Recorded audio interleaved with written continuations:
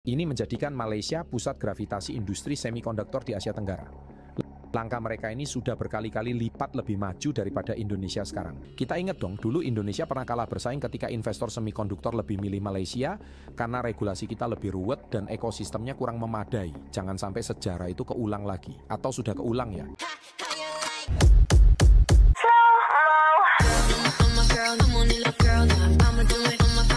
Assalamualaikum, Elsa di sini. Hai guys, hai semua, halo tetangga, gimana kabar teman-teman semua? Semoga sehat selalu, semoga bahagia selalu, dan semoga hari teman-teman semua selalu good day. Selamat datang di channel YouTube Asri Widianti Putri. Ada sebuah video, ada sebuah informasi yang penting banget untuk aku sharing kepada teman-teman semua dari channel Success Before 30.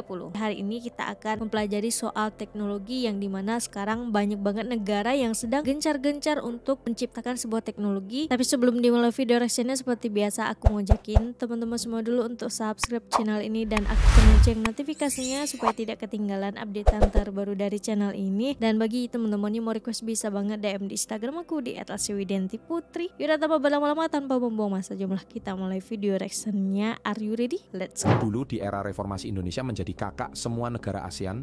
Banyak sekali warga negara Malaysia yang mengirim warganya untuk belajar dari Indonesia. Tapi sekarang banyak warga Indonesia berbondong-bondong jadi tenaga kerja Indonesia atau TKI di Malaysia. Ini akan jadi problem besar untuk Indonesia dalam beberapa tahun ke depan. Kalau Indonesia tidak segera berbenah, Indonesia benar-benar akan ditinggal oleh Malaysia, terutama di industri semikonduktor. Buat sahabat SB30 yang nggak tahu semikonduktor, itu semacam otak elektronik yang ngatur semua perangkat elektronik kita. Dan sekarang semikonduktor bukan cuma urusan teknis doang, tapi udah jadi isu geopolitik yang kompleks. Negara yang bisa memproduksi semikonduktor ini akan menjadi negara yang punya daya saing ke depannya. Ingat ya, ini adalah otak. Jadi dari komputer, mobil, smart home, kulkas, dan lain-lain. Semuanya itu membutuhkan chip ini. Kalau tidak ada chip ini, peralatan kita ini tidak bisa berjalan. Berfungsi. Makanya kalau ada masalah supply chip ini langsung jadi masalah global. Karena itulah negara yang bisa memproduksi chip ini menjadi negara maju di masa depan.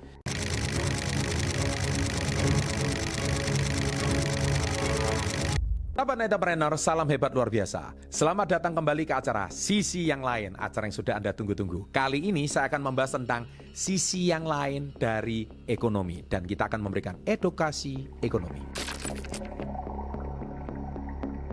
Sebenarnya Malaysia udah lama nangkring di posisi kuat di industri semikonduktor Asia Tenggara.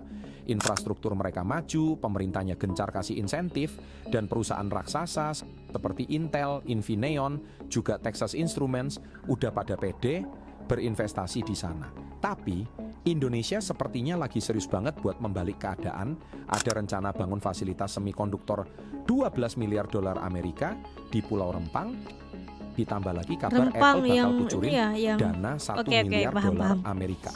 Dengan segala potensi sumber daya dan jumlah penduduk yang masif, Indonesia punya potensi besar untuk melesat.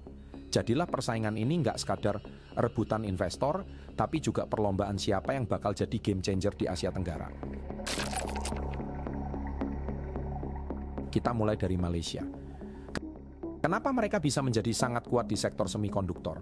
Panjang ceritanya, tapi intinya Malaysia udah ngebangun fondasi kuat sejak dekade 70-an. Mereka menyadari industri elektronik dan semikonduktor bakal jadi tulang punggung ekonomi masa depan. Jadi pemerintah Malaysia pun jor-joran menarik foreign direct investment dengan paket insentif yang menggoda. Keringanan pajak, kemudahan perizinan, dan program pelatihan tenaga kerja. Tidak 12% ya? Sampai sekarang, Malaysia mampu menguasai sekitar 13% pasar global dalam pengemasan, perakitan, dan pengujian semikonduktor. 13% itu besar banget loh guys.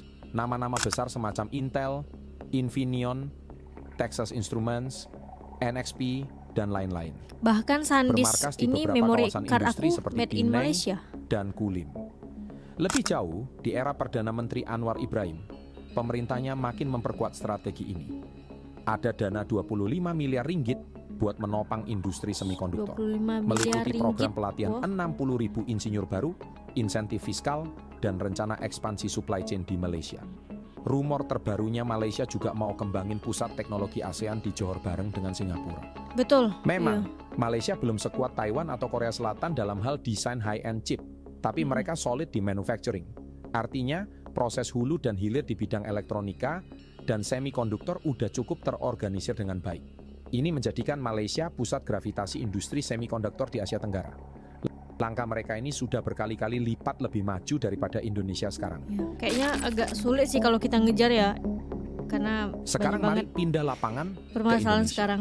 Negara kita mungkin belum sepopuler Malaysia di sektor semikonduktor, tapi belakangan kelihatan banget geliatnya. Menteri Koordinator Bidang Perekonomian, Airlangga Hartarto, udah ngumumin rencana pembangunan fasilitas semikonduktor senilai 12 miliar dolar Amerika di Pulau Rempang.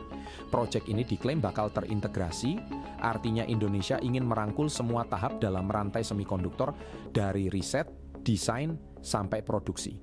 Dukungan dari Amerika Serikat dan Cina pun disebut-sebut siap mengambil. Indonesia nih. Kehadiran Apple yang kabarnya siap menanam 1 miliar dolar Amerika juga memantik optimisme. Bayangin kalau Apple beneran buka manufacturing facility di sini, atau setidaknya bangun pusat riset dan pengembangan. Hal itu nggak cuma sekadar datangin modal, tapi juga transfer knowledge yang sangat berharga. Inilah momen yang bisa jadi titik balik Indonesia di kancah teknologi global. Pastinya tantangan di Indonesia masih segudang, mulai dari infrastruktur, regulasi, hingga ketersediaan tenaga kerja yang memiliki keterampilan spesifik di sektor mikroelektronika. Walau kita punya banyak universitas dan politeknik, belum tentu semuanya siap memasok talenta highly skilled yang dibutuhkan. Tapi kalau pemerintah dan pelaku industri serius bikin ekosistemnya, kita bisa aja menyamai lompatan Malaysia atau bahkan menyalip. Explanation, tekanan dan kelicikan. Di tengah ambisi Indonesia muncul gosip undercover soal tekanan Malaysia dan Singapura. Konon, kedua negara ini diduga memanfaatkan isu lingkungan dan sosial melalui NGO asing buat menghambat investasi besar di Indonesia. Contohnya proyek di Pulau Rempang yang katanya bakal menggusur masyarakat adat dan menimbulkan dampak lingkungan. Isu ini sensitif banget karena melibatkan hak-hak masyarakat lokal serta kelestarian alam. Bener nggaknya tudingan itu kita nggak bisa sembarangan menuduh. Tapi yang jelas, kalau investasi besar di Pulau Rempang sampai stuck, Indonesia bakal kehilangan momentum untuk unjuk gigi di sektor semikonduktor. Bagi Malaysia dan Singapura, perlambatan Indonesia bisa berarti memperkokoh posisi mereka. Ini semacam permainan catur di tingkat geopolitik. Kita ingat dong, dulu Indonesia pernah kalah bersaing ketika investor semikonduktor lebih milih Malaysia karena regulasi kita lebih ruwet dan ekosistemnya kurang memadai. Jangan sampai sejarah itu keulang lagi, atau sudah keulang ya. Nggak cuma di level regional, persaingan semikonduktor juga terhubung ke adu kuat antara Amerika Serikat dan Cina. Keduanya butuh pasokan semikonduktor yang stabil dan bisa dikontrol. Malaysia udah lama dikenal netral dan stabil secara politik, makanya investasi Amerika maupun Cina bisa sama-sama masuk. Perdana Menteri Anwar Ibrahim menyebut negaranya sebagai lokasi non-blok yang paling aman dan stabil buat rantai pasok semikonduktor. Sementara Indonesia sedang menjalin kemitraan strategis dengan kedua kubu itu. Kalau Amerika atau China mau membangun basis industri di Indonesia, kita bakal dapat transfer teknologi dan investasi. Tapi itu juga mengharuskan Indonesia membuat jaminan bahwa infrastruktur dan iklim investasinya benar-benar mendukung. Bayangin kalau pabrik semikonduktor berdiri, tapi listrik suka biarpet dan jalanan macet parah. Belum lagi isu perizinan yang sering bikin pelaku bisnis pusing. Semua tantangan ini butuh solusi cepat biar kepercayaan investor nggak menguap begitu aja. Dari sisi geopolitik, semakin kuat peran Indonesia di rantai pasok semikonduktor, semakin strategis pula posisi kita di mata Amerika dan Cina. Artinya, kita punya daya tawar untuk negosiasi lebih jauh di bidang lain, entah itu perdagangan, pertahanan, atau pendidikan. Tapi tentu saja hal ini bergantung pada seberapa cepat dan serius kita mau berbenah. Semoga ya. Dari keseluruhan cerita ini kita bisa lihat betapa besar peran semikonduktor dalam ekonomi global. Malaysia sudah sukses memanfaatkan momentum sejak puluhan tahun lalu, menjadikan sektor semikonduktor sebagai salah satu tulang punggung ekonominya. Mereka punya infrastruktur matang, dukungan pemerintah solid, dan sumber daya manusia yang terlatih. Sementara itu Indonesia baru belakangan ini ngegas buat merangkul industri yang sama, salah satunya lewat proyek di Pulau Rempang dan kabar heboh tentang investasi 1 miliar dolar Amerika dari Apple. Tapi, jalan Indonesia masih terjal. Kendala infrastruktur, regulasi, dan ketersediaan SDM berkualitas bisa jadi penghambat. Di level global, ini semua juga nyambung ke kompetisi Amerika Serikat dan Cina. Kedua raksasa tersebut memandang Asia Tenggara sebagai mitra penting untuk mengamankan rantai pasok semikonduktor di tengah perang dagang dan pertarungan teknologi mereka. Pertanyaannya sekarang, Apakah Indonesia sanggup benar-benar menata diri dan menjadi the next big player di sektor ini? Atau justru Malaysia tetap memimpin karena mereka lebih dulu mempersiapkan segalanya? Bagaimanapun, persaingan ini bisa jadi pemicu yang sehat untuk mempercepat pembangunan infrastruktur teknologi di ASEAN.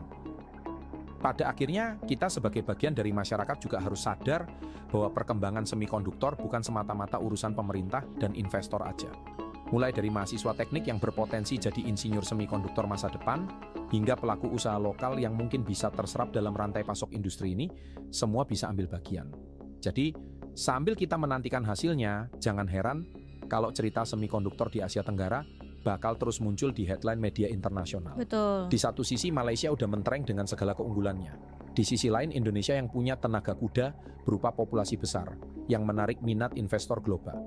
Harapannya sekarang cuman agar Indonesia tidak tertinggal jauh dari Malaysia, karena kalau sekarang sejujurnya kita sudah tertinggal jauh. Kalau Indonesia tidak cepat berbenah akan jauh ketinggalan. Ini tugas semua rakyat Indonesia, tugas pemerintahan juga untuk saling bahu-membahu untuk membangun Indonesia gitu. Banyak PR kita nih guys sebagai rakyat Indonesia untuk bisa menjadikan Indonesia lebih baik ke depannya, bisa menjadikan Indonesia belajar juga kira-kira dari segi apa, bagian apa yang perlu diperbaiki. Jangan malu untuk belajar gitu, jangan malu untuk belajar dari negara lain, jangan malu untuk mengambil ilmu dari negara lain gitu. Gengsi itu yang diutamakan, ya negara itu tidak akan jadi apa-apa gitu. Tapi kalau kita mau belajar, oh ternyata negara Singapura mereka selalu mendapatkan peringkat pertama karena ini, oh kita bisa belajar dari Singapura. Malaysia juga gitu, Malaysia bagus banget dari segi semikonduktor. Nah kita juga belajar dari Malaysia. Kita bisa belajar gitu dari negara-negara yang lebih sukses, yang lebih maju daripada negara kita. Jangan gengsi untuk mencari tahu, untuk menambah ilmu, untuk mencari ilmu, mencari pengalaman gitu. Kita sadari bahwa sumber daya manusia di Indonesia itu banyak, tapi belum tentu mereka siap untuk menjadi insinyur di Indonesia dan sebagainya gitu. Jadi memang pendidikan juga harus diperbaiki sistemnya di Indonesia. Oke, semoga video ini bisa bermanfaat untuk teman-teman semua, bisa mengedukasi teman-teman semua juga. Dan aku sebagai rakyat Indonesia pastinya selalu belajar dan akan terus belajar kepada negara-negara di Asia Tenggara. Tapi bukan hanya di Asia Tenggara, di luar negara Asia Tenggara pun aku juga mencoba belajar. Kenapa sih kayak Jepang? Kenapa mereka sangat-sangat disiplin orangnya? Kenapa sih di Korea terkenal banget dengan hebatan skincare-nya? Nah, kita cari tahu, kita belajar juga dari negara-negara lain. Oh, ternyata negara A itu hebat karena ini. Semoga di video ini kita bisa sama-sama belajar, sama-sama memberikan sebuah motivasi untuk bisa lebih baik ke depannya gitu guys. Untuk video kali ini cukup sekian. Bagi teman-teman yang suka sama video ini, jangan lupa untuk like, comment, dan subscribe. Dan kita ketemu di next video. Bye-bye. Assalamualaikum.